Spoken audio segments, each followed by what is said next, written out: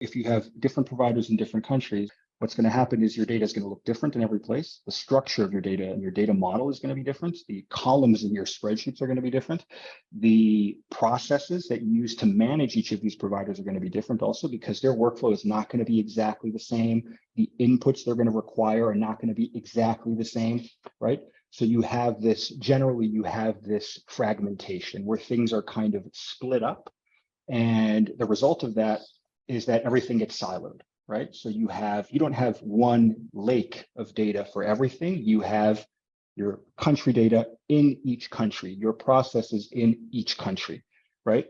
When everything is siloed like that, you can't audit your processes as well.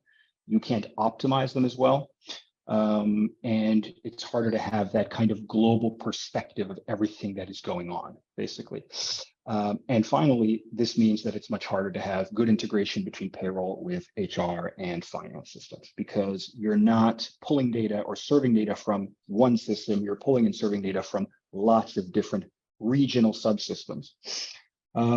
So the answer to that, and this is what we've built here, is software. We've built a layer of software that can sit on top of this, on top of your local payrolls and your local payroll systems.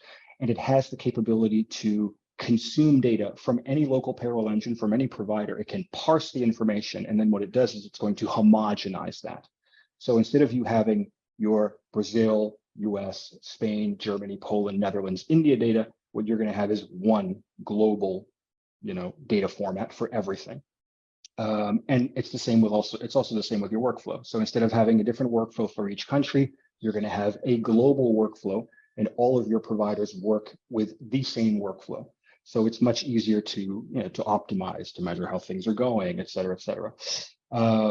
The outcome of that is what you get up above. Your processes are standardized. You have centralized governance because you're operating the same everywhere, and the inputs and the outputs you're generating everywhere are the same.